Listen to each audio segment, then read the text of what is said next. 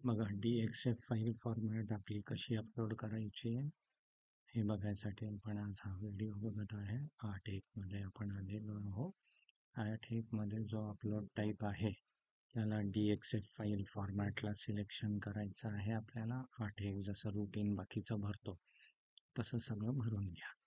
8.1 एकदा भरल्या गेलं की 8.2 रूटीन जसं भरत होतो, GIS टीप जी टाकत होतो त्याप्रमाणे टाकून घेतलं. हे टाकल्यावर परत 8.1 मध्ये आलो. हे आल्यावर आता आपल्याला करायचं आहे पुढचे पाऊल. पुढचे पाऊलवर क्लिक केलं की मोजणी प्रकरणाची माहिती अद्ययावत करावयाची तुम्ही खात्री केली आहे का, हा मेसेज येतो. रूटीनमध्ये जसा येतो तसाच. आणि त्याला ओके केलं की आपल्याला जसं आधीच अपेक्षित आहे की 8.3 लोड होईल. इथे 8.3 न लोड होतं, डायरेक्ट 8.4 लोड होतो. आणि 8.4 लोड झाला की इथे बघा 2 इम्पॉर्टंट चेंजेस झालेले आहे. इथे फक्त अपलोड युअर फाईल आणि इम्पोर्टचं जे बटन होतं ते इथे नाही आहे. म्हणजे आपल्याला जी फाईल अपलोड करायची आहे, जी DXF फाईल बनवलेली आहे, त्या DXF फाईल बनवताना 2-3 छोटे प्रिकॉशन्स घ्यायचे आहे. पहिला मुद्दा हा की सगळ्या लेयर्स सेपरेट असायला पाहिजे, त्याच्यावर काही टेक्स्ट लिहिलेलं नको. ठीक आहे. आता इथे आपण ही लेयर बनवलेली DXF फाईल आहे, हिला सिलेक्ट केलं आणि हिला म्हटलं सबमिट टू, डायरेक्ट म्हणायचं सबमिट टू GIS फायनल. इथे कॉर्डिनेट्स काही दिसणार नाही आहे, जसे की CSV मध्ये इम्पोर्ट केल्यावर दिसतात, है ना. ओके केल्याबरोबर आता इनरकॉमचा डॅशबोर्ड आपला चालू होईल. इनरकॉमचा डॅशबोर्ड लोड झाला की आपल्याला जे DXF चे पॉइंट्स आहे आपले ते इम्पोर्ट झालेले दिसतील.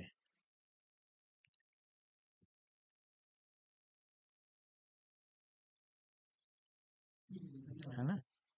इथे हा रूटीनचा जो आला त्याला डिसमिस डायलॉग म्हटलं आपण. बघूया 1 मिनिट, आपण जरा वाट पाहू. ही फाईल अपलोड होऊ देऊ. इथे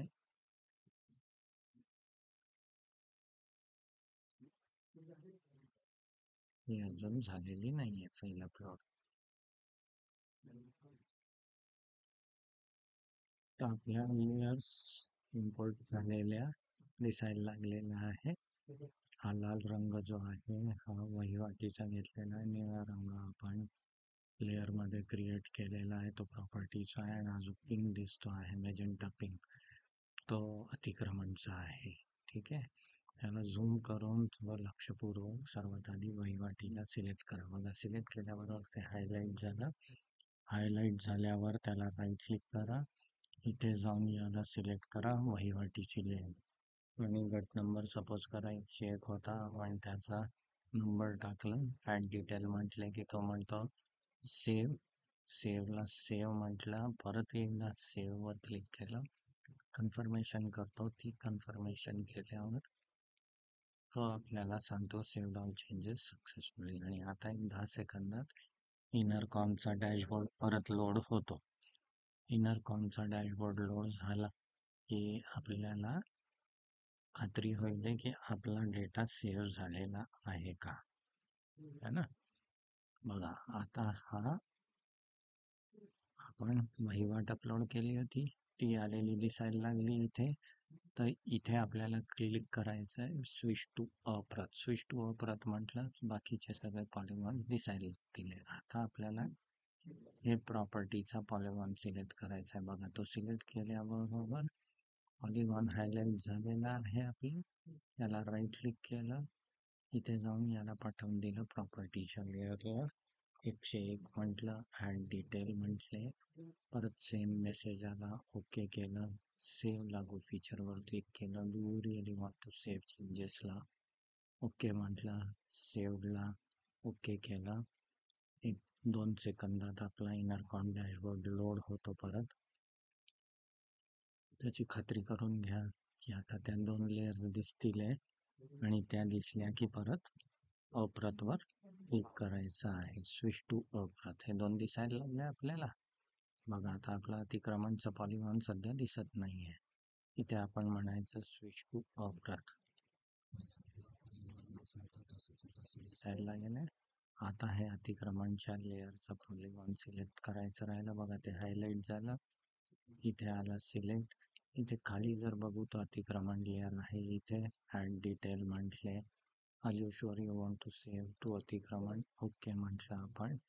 परत सेव्ह लागू फीचर म्हटलं, ओके केलं.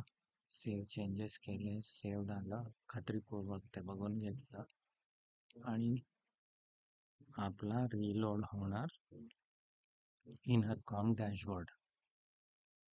तो रिलोड झाला की नक्कीच आपले सगळे वेगवेगळ्या लेअरला गेले असतील, है ना. हे चेक कसं करायचं आहे आपल्याला? आपण इथे जायचं, इथे जाऊन चेक करायचं की प्रॉपर्टीची लेअर गेलेली आहे का. बरोबर गेली आहे आपली.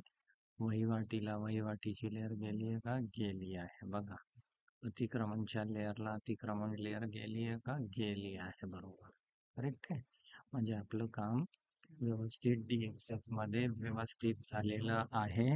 आता ONOF लागू जसं आपण CSV टाकणं शिकलो होतो, त्याच हिशोबाने ते टाकून पेपर साईज स्केल सिलेक्ट करून प्रिंट करून अपलोड परत करायचं.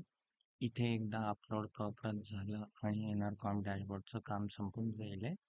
मग परत ओडूच्या विंडोत यायचं आणि एक इम्पॉर्टंट गोष्ट करायची आहे. आता इथे 8.4 मध्ये इथे बघा व्हॅल्यू 0 आलेले आहे.